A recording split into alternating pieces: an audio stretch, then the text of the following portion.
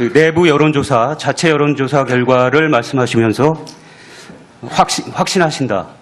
확신한다 이런 말씀하셨는데 공식적으로 이루어지는 그 여론조사 결과를 믿지 않으시면서 자체 여론조사 결과는 확신한다. 이게 어떤 여론조사길래 그렇게 확신을 가질 수 있는지. 그게 이번 재보선 결과를 마친 것은 우리 자체 여론조사뿐입니다. 이번 재보선에 전국에 23곳의 진행이 됐을 때 우리가 12곳을 이겼습니다. 기초는 좀 빼더라도 광역 이상 선거가 되면 그는 여론조사 결과로 따라갑니다. 광역 이상이 되면. 그런데 경기도에서 그 당시에 그 여론조사 기관의 발표는 민주당 지지율이 45%고 국민당 지지율이 26%고 자유한국당 지지율이 9%였습니다. 4월 12일 기준으로. 그런데 선거를 해보니까 4곳 중에 3곳이 자유한국당이 이겼습니다. 그걸 맞춰준 것이 우리 내부 여론조사입니다. 유일하게 맞춘 겁니다. 그래서 밑바닥 민심은 틀리다. 숨은 민심이 있다. 그래 지금 확신하고 있습니다. 그 우리 4월 12일 날 재보궐선거 여론조사를 유일하게 마친 것은 우리 내부 여론조사입니다.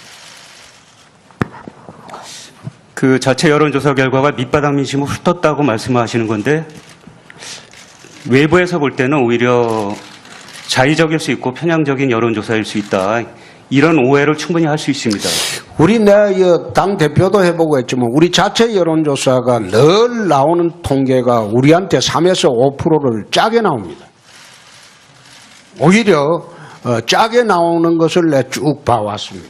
그렇기 때문에 내가 처음에 시작을 할 때와는 달리 좀 자신감을 붙는 것은 4.12 재보선 때 우리 내부 여론조사가 유일하게 맞췄다. 그래서 자신감 있게 한번 대선에 임하고 뛰고 있습니다. 동남풍이 불면 대선이 달라진다. 우파가 지면 낙동강에 빠져 죽어야 한다. 영남 유세에서 이렇게 말씀하셨는데요. 네. 지역주의는 한국 정치가 극복해야 할 과제인데 지역주의를 오히려 부추기고 거기에 기대시려는 것 아닙니까? 지역주의가 아니고 그게 대한민국 선거 패턴입니다. 여태 있어왔던 선거 패턴인데 왜 저만 지역주의로 몰아가고 있습니까? 그건 옳지 않죠. 지금 호남에서 지금 선거 패턴을 할 때마다 92%가 호남 지지를 했잖아요. 그건 지역주의 아닙니까? 그거는 극도의 지역주의죠. 그런데 유일하게 저만 앉아서 지역주의에 매몰되어 있다. 그래 이야기하면 안 되죠. 지금 호남의 선거 패턴이 오히려 지금 그 안철수 후보나 그다음에 문재인 후보는 그 자세히 보시면 그 호남 1, 2중대입니다. 호남 1, 2중대고 안철수 후보 당의 국회의원이 지역구가 25명인가 됐는데 23명이 호남입니다. 2명만 수도권입니다. 그런데 지역당 1, 2구도로 지금 선거를 치르고 있어요. 호남에서 지금 안철수 후보나 문재인 후보가 절반의 게임을 하고 있습니다. 과거 같으면 거의 90%가 훨씬 넘는 지지율이에요. 그게 지역주의 아닙니까? 영남에서는 오히려 지지율이 75%를 넘은 적이 없습니다. 그런데 동남풍이 불면 대선 판도가 달라지죠. 수도권을 올라오고 하면. 그건 여태 있었던 선거 패턴을 이야기하는 건데 왜 저만 지역주의로 그래 매몰시키는지 모르겠습니다. 지금 안철수 후보당이나 문재인 후보당은 선거 끝나면 무조건 합칩니다. 한번 두고 보십시오. 합당을 합니다. 합당을 해야지 국정 운영이 가능합니다. 1번이 되든 3번이 되든 합당을 하게 되어 있습니다. 그럼 그 두 후보는 별개의 사람이 아니고 한 사람입니다. 한 사람의 후보입니다. 그런데 우리 우파 진영에서 그걸 알게 되면 그 두 사람 중에 안철수 후보를 찍을 수 있을까요? 그건 나는 못 찍는다고 봅니다. 그런데 그걸 왜 저만 지역주의로 몰고 있습니까? 근데 저 안철수 후보, 문재인 후보를 호남 1, 2중대라고 하셨는데, 그 문제는 영남에서도 그분들이 1, 2위를 하고 있습니다. 근데 역대 대선에서 이렇게 지역주의가 사라진 적이 없습니다. 근데 홍 후보께서만 유독 그 지역주의를 지금 얘기하시는 거 아닌가요? 지금 영남에서 1, 2위 하고 있다. 다시 한번 조사해 보시죠. 그 판도 바뀌었습니다. 벌써 그거는 영남 가보면 그 판이 바뀌어져 있습니다. 바뀌어져 있고 영남에서 안철수 후보가 약진한 것은 원래 영남 지역에 가보면요. 김대중 대통령 있을 때도 영남 지역에 20% 이상 득표는 반드시 했습니다. 특히 노무현 후보 있을 때는 영남 지역 투표가 30%가 넘은 적이 있습니다. 전통적인 그 당시에 민주당 지지계층들이 영남 지역에는 존재합니다. 존재하는데 영남 지역의 분들이 문재인 후보를 지지하기가 어려우니까 안철수 후보한테 일시적으로 가 있다가 지금 급속히 돌아오고 있는 중입니다. 그걸 갖다가 지금 어제 보도된 여론조사도 그렇지 않던데요? 어제 보도된 여론조사 내 안 믿습니다. 우리 여론조사는 또 따로 있으니까요.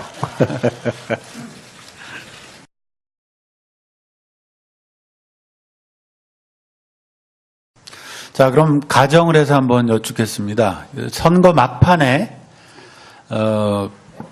홍준표 후보께서 어느 정도 의미 있는 지지율을 확보하고 그리고 문재인 후보가 1등을 하는데 홍준표 후보와 안철수 후보가 단일화를 해서 예를 들어서 안철수 후보로 단일화로 되면 안철수 후보가 승리한다라고 할 때 보수층에선 홍준표 당신 좀 물러나시오.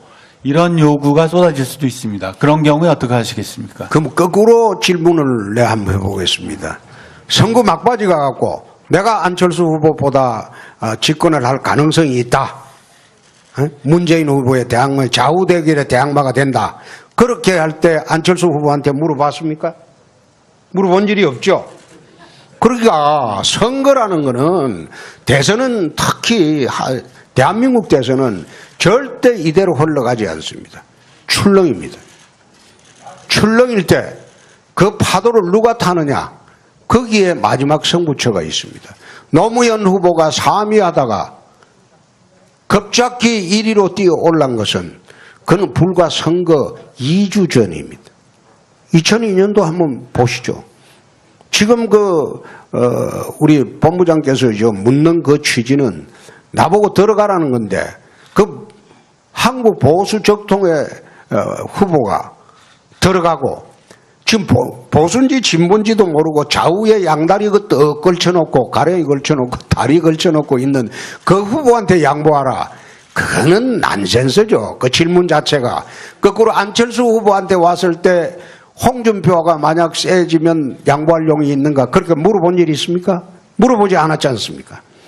근데 굳이 나한테 그런 걸 물어보는 거는 그건 또 무슨 의도로 물어보는지 내가 이해하기 어렵네요. 이 관훈 토론회에서 저희는 묻는 사람이고 후보로 초청되신 분은 대답하는 사람입니다. 저희는 여러 가지를 물을 수가 있습니다. 질문의 의도를 가지고 말씀하시는 거는 그렇죠. 여러 가지 물어볼 수가 있는데 가불관계로 상징하고 물어보는 거는 그 적정하지가 않죠. 상대방도 입장이 있는데 지금 세상이 1인 미디어 시대입니다. 1인 미디어 시대인데 언론 입장에서는 무조건 내가 갑이다. 너희는 묻는 대로 답해라. 이렇게 말하는 그것도 옳지가 않습니다. 그러니까 물음을 좀 주실 때 어떤 물음도 좋습니다. 그런데 상대방의 입장을 고려해서 정반대의 경우도 생길 수 있다. 그런 거 생각하고 물어주셔야죠. 그렇지 않습니까? 네. 넘어가죠. 네.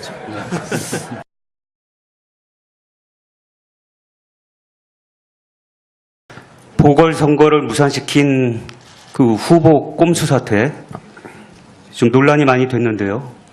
보수 정치인으로서 이게 정정당당한 것인지 홍준표다운 것인지.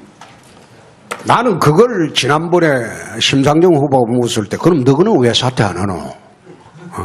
심상정 후보, 안철수 후보, 유승민 후보 국회의원 사퇴해야죠. 대선에 나왔으면 당당하게 사퇴해야죠. 당당하게 사퇴하고 그 보궐선거를 만들어줘야죠. 응? 자기들은 사퇴 안 하고 내가 보궐선거 안 만드는 거 그걸 갖다가 꼼수 사퇴로 모는 게 과연 정당하냐. 대선에 나왔으면요, 법률상으로 그 국회의원들이 법률을 만들어가고 자기들은 사퇴 안 하게 딱 만들어 놨어요. 다른 사람은 다 사퇴하라고 하고. 국회에서 법을 그래 만들어야죠. 미국 같은 경우에는 주지사가 절대 사퇴 안 합니다. 대통령 당선되면 사퇴합니다. 사퇴 조항이 없어요. 그런데 우리나라는 국회의원 자기들 빼놓고는 다 사퇴하라고 그래 해놨는데, 그러면 국회의원에 나왔던 안철수 후보나 유승민 후보나 심상정 후보는 왜 사퇴하지 않습니까? 4월 9일 이전에 저는 임기가 1년 2개월밖에 안 남았습니다. 근데 이분들은 3년 가까이 남아 있습니다. 그러면 3년 가까이 남은 걸 보궐선거를 만들어 줘야지 참정권 침해가 아닌 거 아닙니까? 근데 그 사람들은 사퇴 안 하고 왜 유독 저만 몰아붙이는지. 또 이 보궐선거를 하려면 선거 비용이 170억이 들어요. 참고로 가만히 있어요. 안철수 후보는 사퇴했죠. 아니 그것도 4월 9일 이전에 사퇴해야죠. 보궐선거를 만들려면. 그렇지 않습니까? 대통령 후보 선거하고 같이 하도록 해야죠. 그런데 이제 와서 자기도 보궐선거 없애려고 사퇴한 거 아닙니까? 그 보궐선거 언제 합니까? 내년에 하잖아요. 응? 그러니까 그럼 1년 몇 개월 동안 그 노원에 국회의원이 없어요. 그거는 책임 안 집니까? 그건 꼼수 사퇴 아닙니까? 오히려 그게 잘못된 거죠. 제가 보궐선거를 없앤 것은 불과 1년 2개월 하는 도지사직을 그걸 맡기려면 선거 비용이 170억 정도 든다고 해요. 그럼 도지사 나가려고 시장 군수들이 줄 사퇴하려고 기다리는 사람이 있습니다. 한 3명이 있었어요. 그럼 이 사람들도 사퇴하면 시장 군수 선거가 또 생깁니다. 그 시장 군수 하려고 또 도의원들이 사퇴를 해요. 그거 들어가려고. 제가 하나 사퇴하면 이게 이번에는 묘하게 줄 사퇴를 하게 되어 있습니다. 그렇게 되면 선거 비용이 300억 이상 듭니다. 제가 도지사 선거, 도지사를 4년 4개월 맡으면서 내가 행정개혁, 재정개혁만으로 경남도 1조 4천억의 빚을 3년 6개월 만에 싹 갚았어요.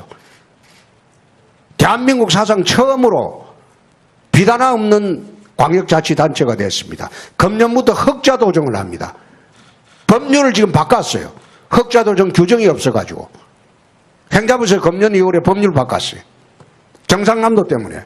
그러면 흑자도정을 다 이루 빚 다 그 땅 한 평 안 팔고 내부 계획만으로 그 빚을 다 갚아줘 놓고 나오는데 내가 나가면서 그럼 300억을 그거는 지방비가 들어야 돼요. 국회의원 보선은 나라가 빚을 그 보선 비용을 댑니다. 그러나 지방선거 비용은 도에서 돈을 대야 돼요. 그럼 내가 이걸 나가면서 내가 이 3년 6개월 동안 고생해서 빚을 제로로 만들었는데 도민들 세금을 300억을 이걸 쏟아붓게 하는 게 옳으냐. 그래서 내가 열흘간 대선 선거운동을 못하는 한이 있어도 내가 이거 300억 이거 도민세금 헛되이 쓸 수 없다. 내가 선거운동 못하고 불이익 받겠다. 받지만은 이거는 사태는 보궐선거 없애는 것이 옳다. 또 보궐선거 없애기 위해서 출마 선언하기 전에 내년 7월까지 후임지사가 뽑힐 때까지 중요 정책은 미리 다 결정을 해놓고 나왔습니다. 그렇기 때문에 경상남도에 새롭게 정할 중요 정책이 아무것도 없습니다. 미리 다 정해놓고 행정부지사로 하여금 직무대행으로 하면 현상유지만 할 수 있게 다 해놓고 나왔습니다. 그래 나왔는데 자기들은 대통령 선거 떨어지면 국회의원 다시 해먹으려고 그래 하면서 어떻게 그 취지로 한 그걸 갖다 꼼수 사태 이래 비난을 합니까? 근데 이해하기 어렵습니다. 다른 질문 드리겠습니다. 예.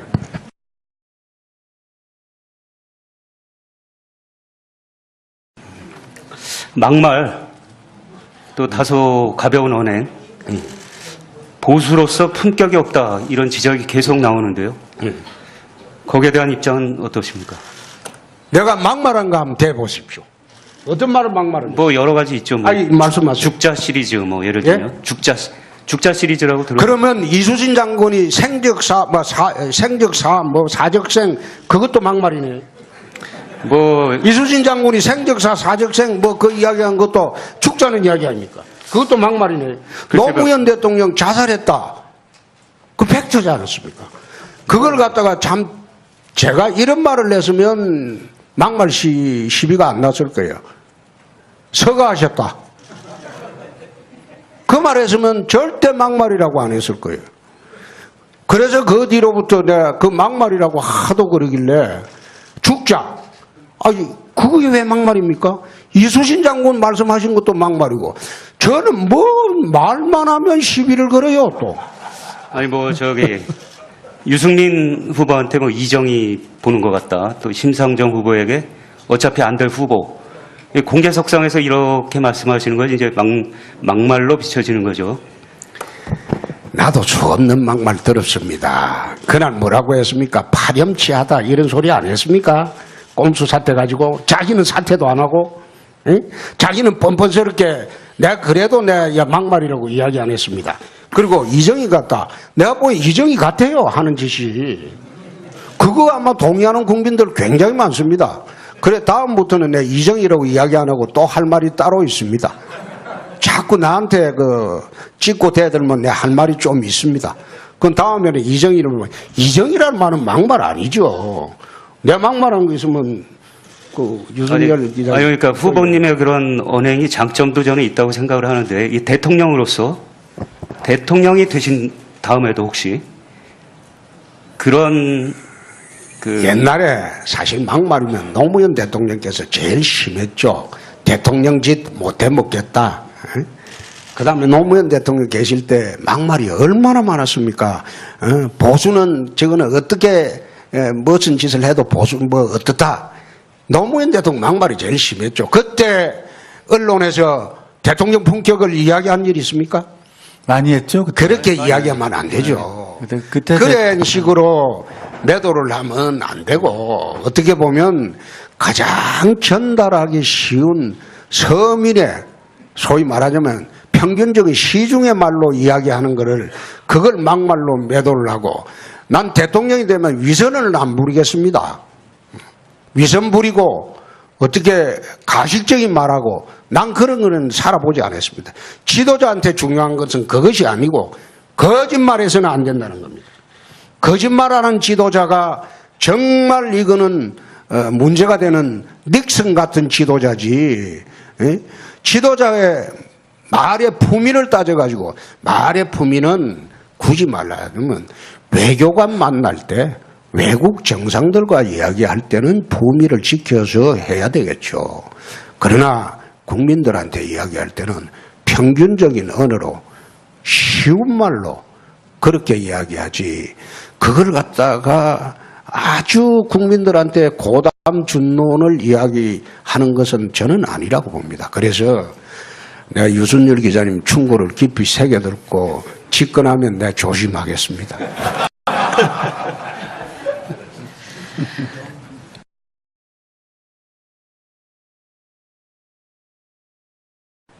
박근혜 전 대통령이 기소되면서 당원권이 지금 정지가 되어 있는데요. 후보님은 성완종 리스트로 재판을 받고 있습니다.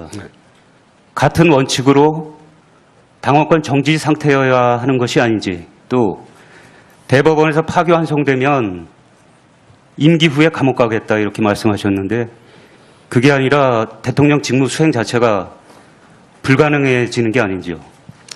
그건 법을 몰라서 하는 소리입니다. 제 사건은 내가 하도 그깟 물건 늘어지게 내가 세탁기 들어갔다 나왔다. 내가 가만히 보니까 다음에 들어갈 차례가 누군지는 대강 알겠다. 내가 그 이야기도 했는데 대법원은 법률심입니다. 내 사건 판결문 보면 법률적 쟁점이 하나도 없습니다. 검찰이 주장하는 모든 법률적 쟁점은 다 받아들였습니다. 그래서 법률적으로는 법률적 판단이 할 사항 자체가 없습니다. 내가 그래도 법률가 출신입니다. 두 번째, 0.1%의 가능성도 없지만은 파기환송이 되면 대통령 재임 기간 중에 재판받으러 갈 일이 있는 게 아니고 재판이 정지됩니다. 그리고 내가 끝나고 난 뒤에 0.1% 가능성 없지만 대통령도 잘못하면 감옥 가야죠. 응? 지금 이미 가 있는 사람도 있고. 근데 그런 거 가지고 시비 거는 거 내가 옳지 않다는 생각입니다. 그래서 그런 거 걱정해 가지고 자꾸 시비 거는 거는 안 그래도 어려운데 자꾸 여기자 말이야. 안 그래도 어려운데 유순열 기자 그거 질문해서 사람 어렵게 만들지 말고 글쎄, 아니, 걱정 안 하셔도 됩니다. 네네. 누군가는 꼭 해야 될 질문이고 피해가실 수 없는 질문이라고 생각하고요. 더 덧붙여서 네. 이제 막 박 전 대통령 기소된 터에 굉장히 이른 얘기입니다만 형이 확정되고 난 뒤에 분명히 사면 여론이 나올 거란 말이죠. 사면에 대한 입장은 어떠십니까? 내가 그런 이야기를 했습니다. 내가 집권하면 공정한 재판을 받도록 하겠다. 공정한 재판을 받도록 하겠다. 그 이야기는 한 적이 있습니다. 그리고 내가 집권을 하면 탄핵의 진실도 한번 밝혀보겠다.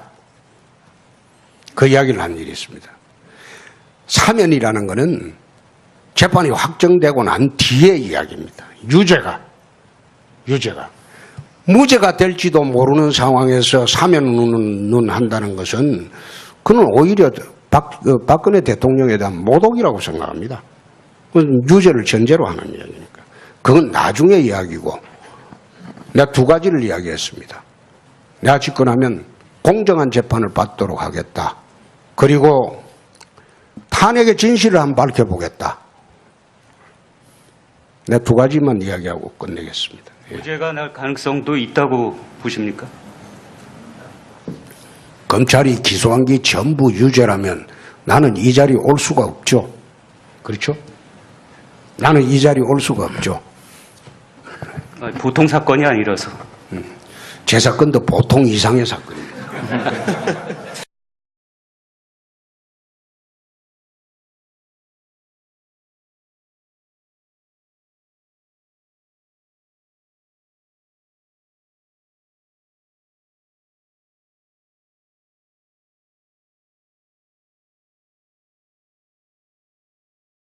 참 제가 이런 말을 했으면 막말 시비가 안 났을 거예요.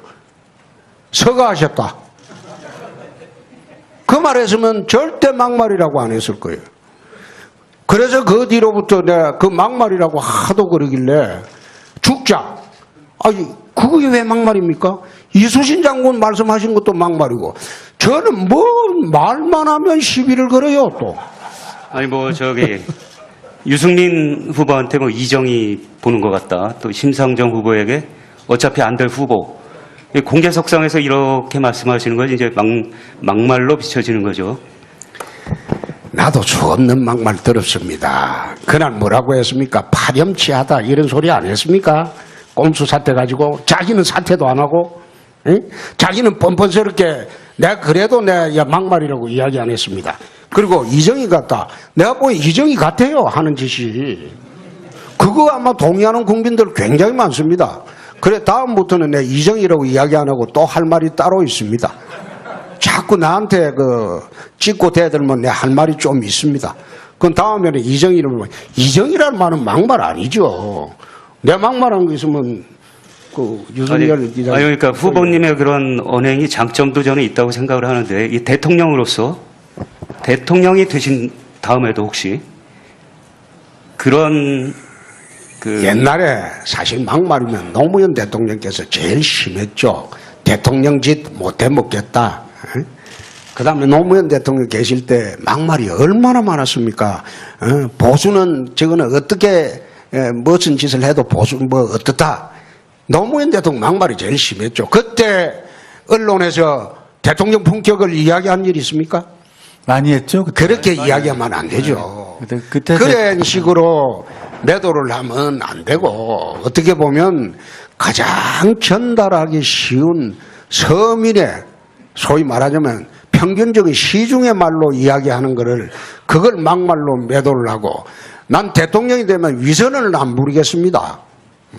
위선 부리고 어떻게 가식적인 말하고 난 그런 거는 살아보지 않았습니다.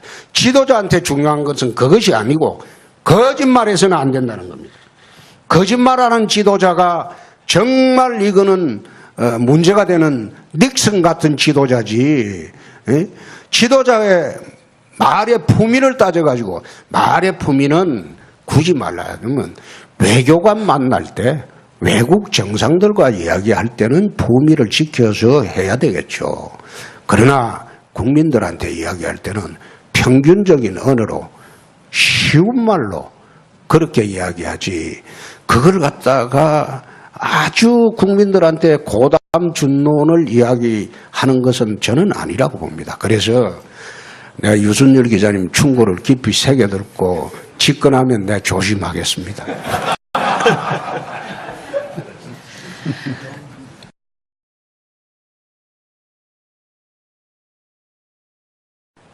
박근혜 전 대통령이 기소되면서 당원권이 지금 정지가 되어 있는데요.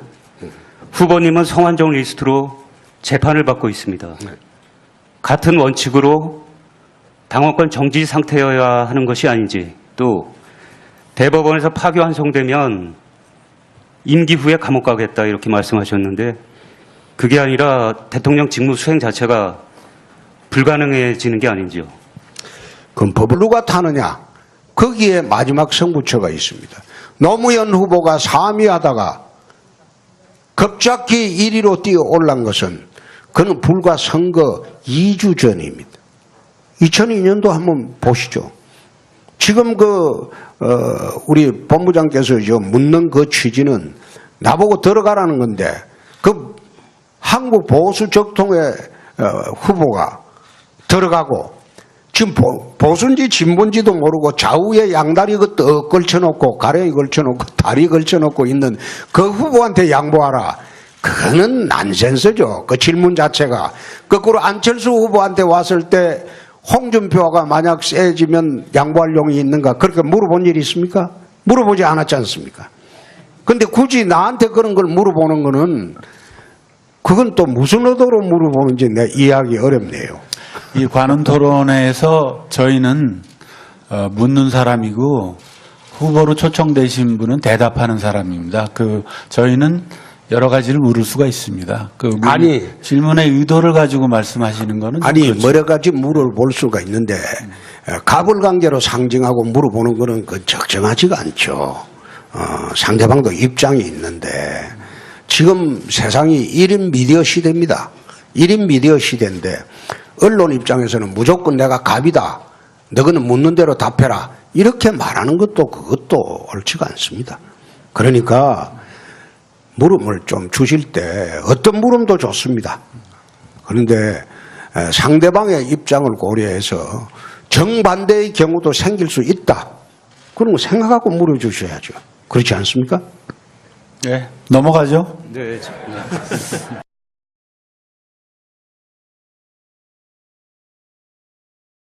보궐선거를 무산시킨 그 후보 꼼수 사태 좀 논란이 많이 됐는데요.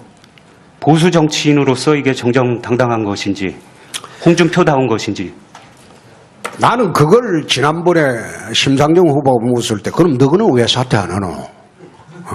심상정 후보, 안철수 후보, 유승민 후보 국회의원 사퇴해야죠. 대선에 나왔으면 당당하게 사퇴해야죠. 당당하게 사퇴하고 그 보궐선거를 만들어줘야죠. 자기들은 사퇴 안 하고 내가 보궐선거 안 만드는 거 그걸 갖다가 꼼수 사퇴로 모는 게 과연 정당하냐. 대선에 나왔으면요 법률상으로 그 국회의원들이 법률을 만들어가고 자기들은 사퇴 안 하게 딱 만들어놨어요. 다른 사람은 다 사퇴하라고 하고 국회에서 법을 그래 만들어놨어요. 미국 같은 경우에는 주지사가 절대 사퇴 안 합니다. 대통령 당선되면 사퇴합니다. 사퇴 조항이 없어요. 그런데 우리나라는 국회의원 자기들 빼놓고는 다 사퇴하라고 그래 해놨는데 그러면 국회의원에 나왔던 안철수 후보나 유승민 후보나 심상정 후보는 왜 사퇴하지 않습니까? 4월 9일 이전에 저는 임기가 1년 2개월밖에 안 남았습니다. 그런데 이분들은 3년 가까이 남아 있습니다. 그러면 3년 가까이 남은 걸 보궐선거를 만들어줘야지 참정권 침해가 아닌 거 아닙니까?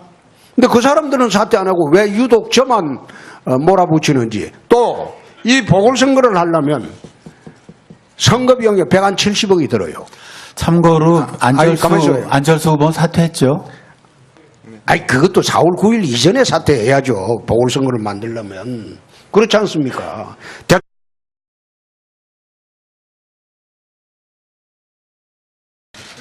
그 내부 여론조사, 자체 여론조사 결과를 말씀하시면서 확신한다 이런 말씀하셨는데 공식적으로 이루어지는 그 여론조사 결과를 믿지 않으시면서 자체 여론조사 결과는 확신한다. 이게 어떤 여론조사길래 그렇게 확신을 가질 수 있는지. 그게 이번 재보선 결과를 마친 것은 우리 자체 여론조사뿐입니다. 이번 재보선에 전국에 23곳의 진행이 됐을 때 우리가 12곳을 이겼습니다. 기초는 좀 빼더라도 광역 이상 선거가 되면 그는 여론조사 결과로 따라갑니다.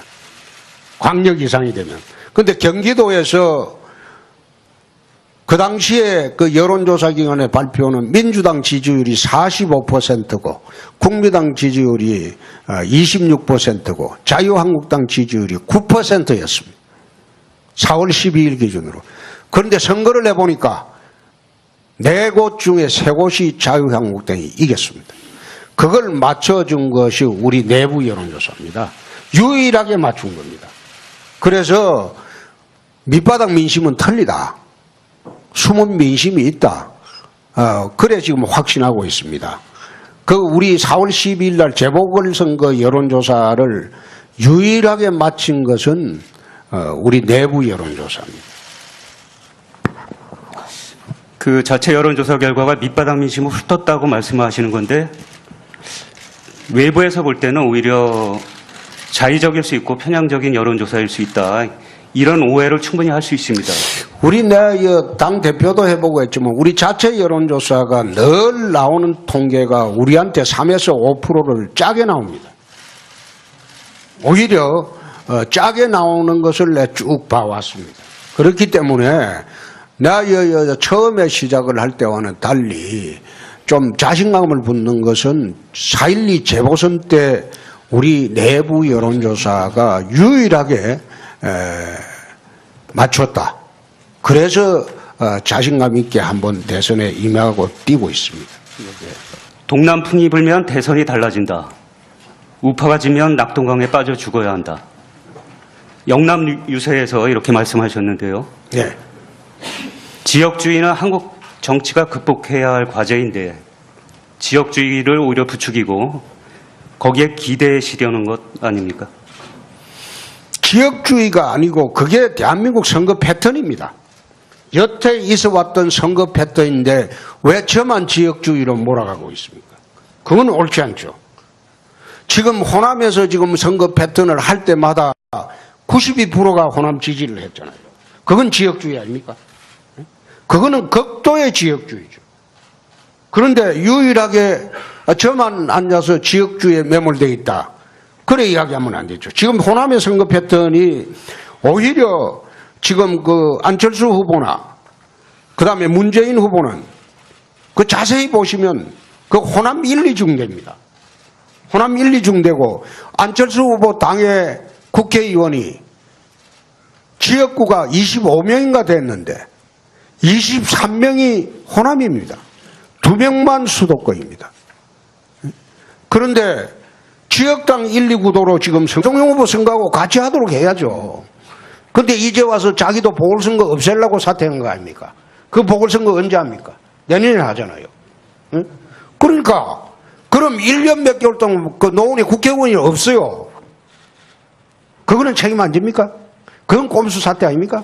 오히려 그게 잘못된 거죠.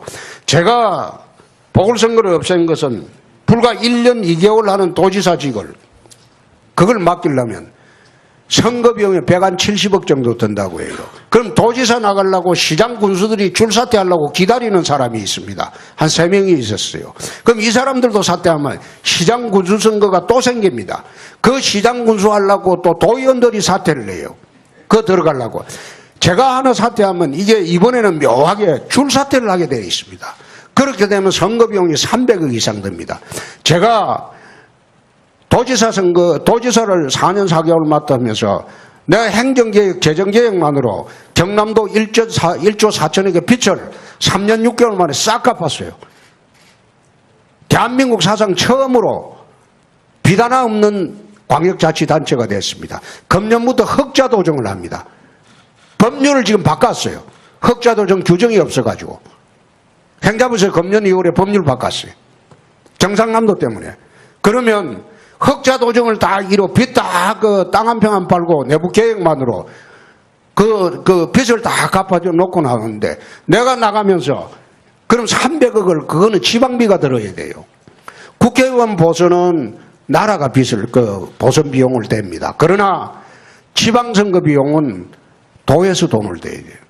그럼 내가 이걸 나가면서 내가 이 3년 6개월 동안 고생해서 빚을 제로로 만들었는데 도민들 세금을 300억을 이걸 쏟아붓게 하는 게 옳으냐.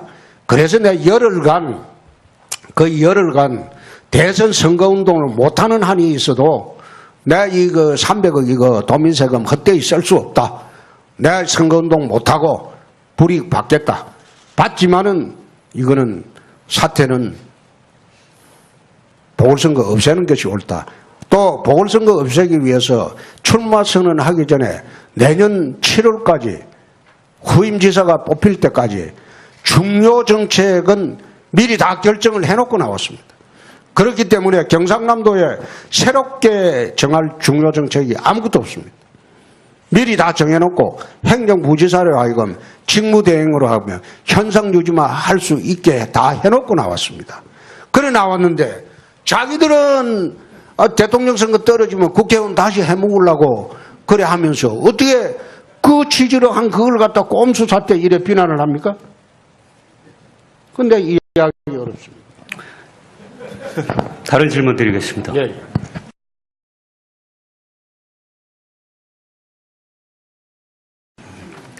막말 또 다소 가벼운 언행 보수로서 품격이 없다 이런 지적이 계속 나오는데요. 거기에 대한 입장은 어떠십니까?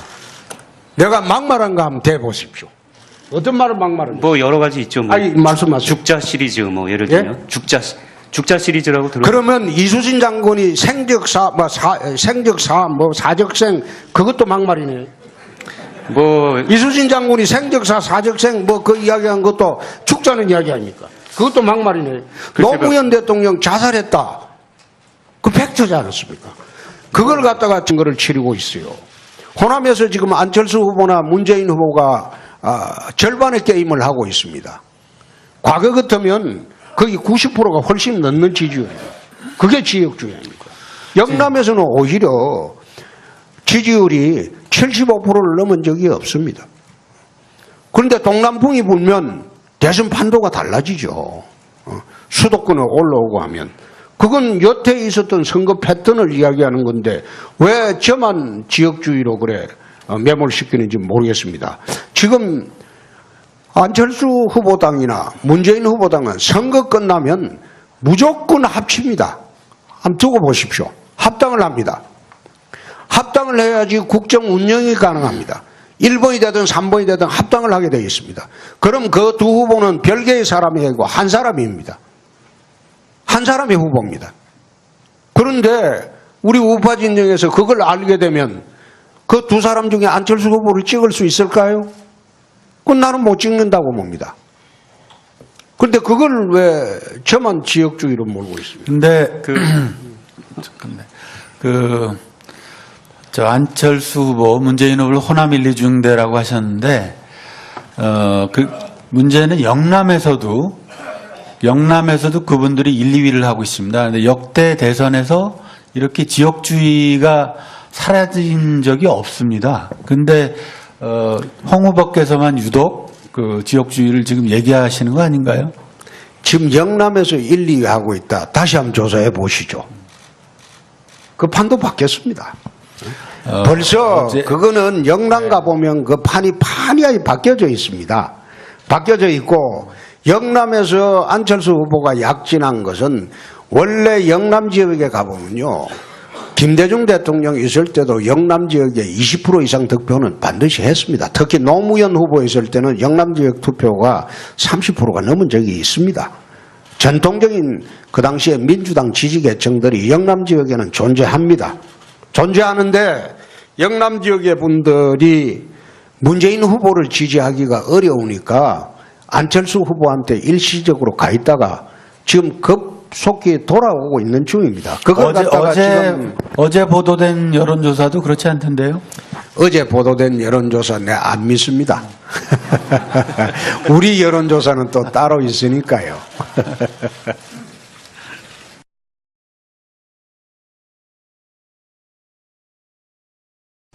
자, 그럼 가정을 해서 한번 여쭙겠습니다. 선거 막판에